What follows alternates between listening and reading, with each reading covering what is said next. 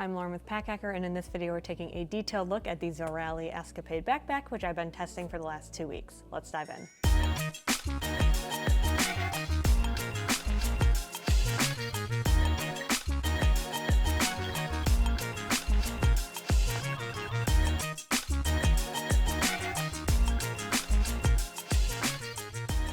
Kicking it off with the materials on this bag, this is made with a 1000D nylon Oxford fabric. Bringing it up a little bit closer to the camera here, you can see that sort of like durable, ballistic almost looking pattern on here. And it is a very rugged feeling material. It feels like it's going to last a long time, and it's also a really well stitched bag. There are no loose threads or anything throughout. I think aesthetically it has kind of this like outdoorsy look to it, which if that's what you're going for, this is a great bag for that. And I think even with that outdoorsy look, it's still a little bit more subtle than some other more like outdoors focused bags can be. So I think it does look pretty nice. We have some subtle logo action going on. I like their logo. I think it's just, I don't know, I think it's very like understated. And then we have the Journey Calls patch a little down here as well. So overall, you know, it's, like I said, got that kind of outdoorsy look to it. A couple other features going on throughout as well. So we have D-rings down here and then also on the shoulder straps. And those allow you to attach additional gear. So if you wanted to, there's like also a loop on this side here. Like you could use these to attach, you know, maybe like a tent if you wanted to use this for like actual backpacking, or if you wanted to attach a tripod or something like that. This is gonna be a really great spot to do that, and you have some hardware to be able to do it that stays out of the way if you don't want to utilize it. We also have, you know, this kind of like buckle look on the front here, which is actually how you get into the bag, and that's what this is as well. So we'll get into that in a second. But I think what really works well on this bag is the compression straps. So we have one on either side, and this helps you kind of lock down the fit of the bag when it's not 100% full, but also gives you a little bit of extra stability for whatever goes into these water bottle pockets. So if I lift this up a little bit, you can see that the water bottle pocket still has a little bit of like gap there, and that's because it can fit large items. So you can fit like up to 1 liter in here pretty easily, but with smaller bottles, I want to show you, right now I have this bag packed out all the way and it's pretty secure, but when I didn't have a lot of items in this bag, it didn't push out on the sides as much, and this bottle, like smaller bottles, felt really loose in here. So in order to keep them secure, I actually just fed the compression strap through, and that gave me a little bit of extra stability, which was nice, but you can also use it for tripods or other tall items. The harness system is overall really simple. So we have just 2 basic backpack straps here, a little top handle here for quick grabs or hanging it up on like the back of a door or something. These straps, they have a little bit of mesh padding to them, but it's really flexible. I personally found this bag to be pretty comfortable. I think where it started to feel heavy was when I had it really packed full with like all of my gear. If I was utilizing the full 30-liter capacity, that was when I really started to like feel it sort of drag me down. But if I was carrying more lightweight gear, it didn't really feel too imposing or anything like that. So I think it kind of, it strikes a balance. There is a sternum strap on a sliding rail here, so you can get that micro adjustment. And this does do a pretty solid job at taking some weight off your shoulders. So I do like that. There's also this hip belt, which is removable. It's more a waist belt, which I'll show you what it looks like on, but it sits pretty high on those with longer torsos. Shorter torsos, it fits a little bit lower down. So it adds a little bit of, it like takes some of the weight off your shoulders as well, but I would say it almost functions more like a stability strap than anything, which is kind of lends itself to the fact that this is more of like an outdoorsy bag where you're going to be a bit more active, and maybe you want to like make sure it's not flapping around on your back or anything like that.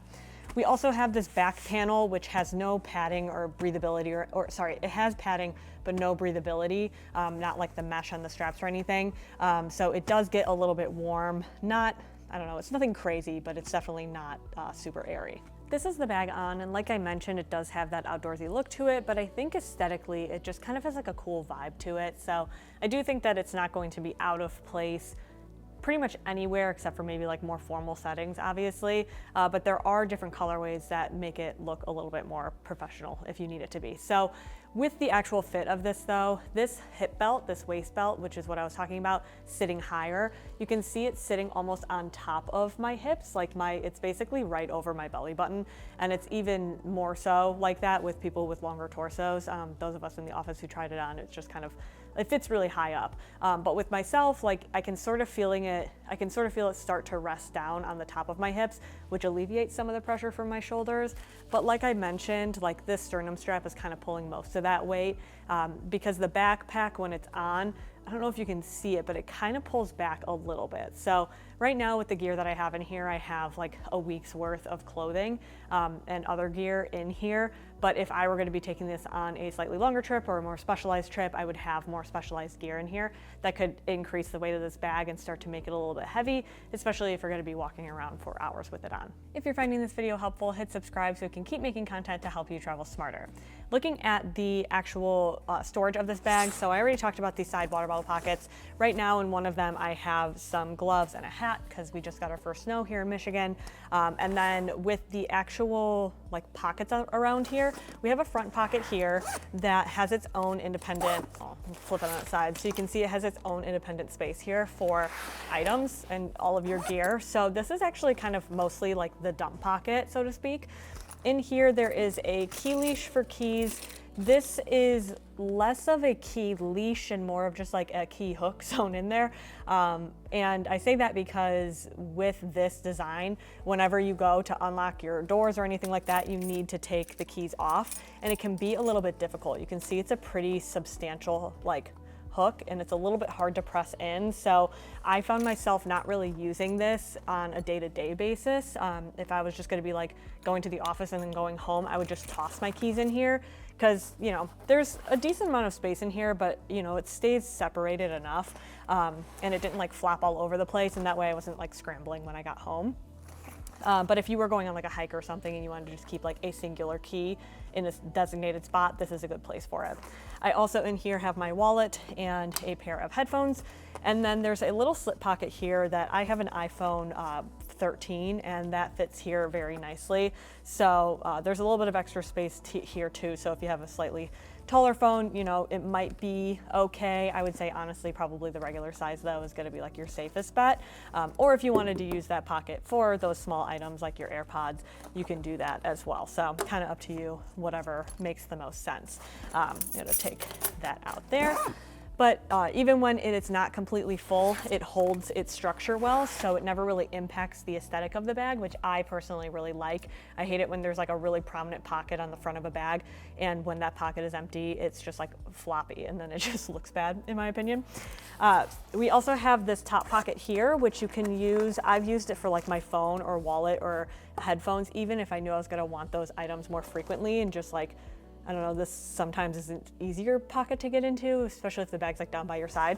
But in here as well, this is a good spot for something like, these are sunglasses in a sunglasses case. So in here, you can see it's pretty flat. This curves with the actual bag, so when we get in there, I'll show you, but you can't really fit larger, chunkier items in here. It really is designed for things you want to keep from getting crushed. So something like sunglasses that you want to keep protected, or also like a granola bar or a snack bar that's at risk of just getting like crushed up in a pocket like this, whether you like set it down or it's just getting bumped against other gear. Kind of nice to have a spot that's away from all of that for those items. We also have a side laptop pocket. So this can fit a 16-inch device. Their site says 15, but in a video they say 16. This is a 16-inch MacBook Pro case, or not case, sorry, iPhone, or not iPhone, laptop, MacBook Pro, 16-inch MacBook Pro that is in this pocket. The pocket does zip a little bit higher than it's currently covered. So like when this flap is up, it's a little bit easier to get it in and out. But there's a small source of confusion with this. So on their site, they show it being on the side. We obviously have the sample, it's on the side. We got this 4 months ago. So it's not like it, you know, we got it a year ago. But then in some of the other places on their site, it says that the laptop pocket's actually at the top. So we reached out, haven't heard back, but we'll update our written review on our website when we find out whether or not it's at the top or on the side. But regardless, there is decent padding. And even with this one on the side, there is a slight, it's like slightly elevated, so when you set the bag down, your bag's not at risk of like hitting the ground really hard, or your device isn't, so that's nice as well. So now into the main compartment. It opens up with these 2 buckles on the front that just very easily unclip. These are Duraflex buckles, and then I also forgot to mention there are YKK zippers throughout as well, with a little like paracord zipper pull, very easy to grab. And then when you open this up, this lid flops open. So this is what I was talking about, where it's pretty thin, like that's how thin it is, you know? So you don't, and it's like curving over here. So whatever's in that top pocket, you're gonna wanna make sure is kind of flat. With this actual compartment access, all you do is it's like one of those little buckles where you push it down, a cinch buckle, pull all the way to the end. There's little plastic stoppers here, so you're not gonna like accidentally pull this off or something. And then you just open it like this. There were a few times where, like, if I pulled this kind of weirdly, one would end up longer, but it was actually pretty easy to get them evened out again, which I like, because sometimes, you know, like, you'll pull one and then it gets uneven and it's like impossible to get to be even again. I did not have issues with this bag. So happened frequently, but also very easy fix. Overall though, this is really the only way to get into the bag. So I personally don't love this type of access. I think that it makes it hard to pack and unpack a bag that's 30 liters, so you're gonna have a lot of gear in here. That for me though is a personal preference. In terms of actual execution, this bag does it well. So if that's not gonna bother you, great. If you think that it's gonna bug you to have to get into your bag like this every single time you have to get into your bag, this might not be the bag for you. That considered, looking in here, I have a good amount of gear. So I have over-ear headphones, I have a tech pouch, I have a large packing cube, and then I have 2 smaller packing cubes full of gear, and then like all those are full of clothing, and then a packable backpack as well. And I had space to spare. So when I say that, you know, this is 30 liters, it feels like 30 liters. I do feel like I'm able to get a week's worth of gear in here. It just depends, you know, if you're gonna have heavier items, that weight you're gonna start to feel over time on those shoulder straps that just aren't quite as, like the harness system isn't quite as substantial as I think maybe a bag that's 30 liters and designed to be a little bit more adventurous should be. That said, again, if it doesn't bother you, great, this is a great execution of this style of a bag. Looking at the actual inside, there's no like crazy pockets or anything in here. It really is just this back pocket. So this is a slip pocket that goes down to I think it goes down to the bottom. Yeah, it goes all the way down to the bottom of the bag. So there's no drop protection on this slip pocket on the inside, only on the laptop compartment. But this one on the inside you can use for basically anything you want that's flat. So I put everything under the sun in there. I put notebooks in there at one point. I think I put my Nintendo Switch case in there, because there is a like decent amount of stretch to it, or at least expansion to it, I guess I should say. So it's not like you have to put something flat in there. You can also put like an iPad in there, kind of whatever you're feeling, right?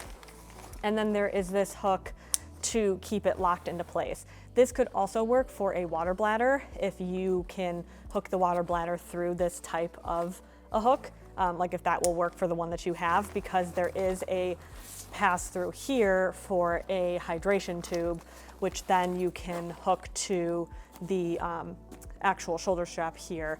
There's these loops, but then there's also this hook right here. So you do have the ability to make this more of an outdoorsy bag. So if you want something that's sort of like a solid hybrid, this definitely falls within this camp. It's just whether or not, again, you want to deal with that sort of top-down accessibility, especially for the inside here being black. There were a couple of times where I did overnights where I couldn't see my gear on the inside because it was so dark in there and it was dark in the room I was in. So I kind of had to like unpack stuff more than I would prefer to. So more of like a nitpicky thing, but I think aesthetically and the way that it's constructed, this is a very well executed bag. So there you have it, the Zorali Escapade backpack. Thanks for keeping it here at Pack Hacker, your guide to smarter travel, and we'll see you in the next one.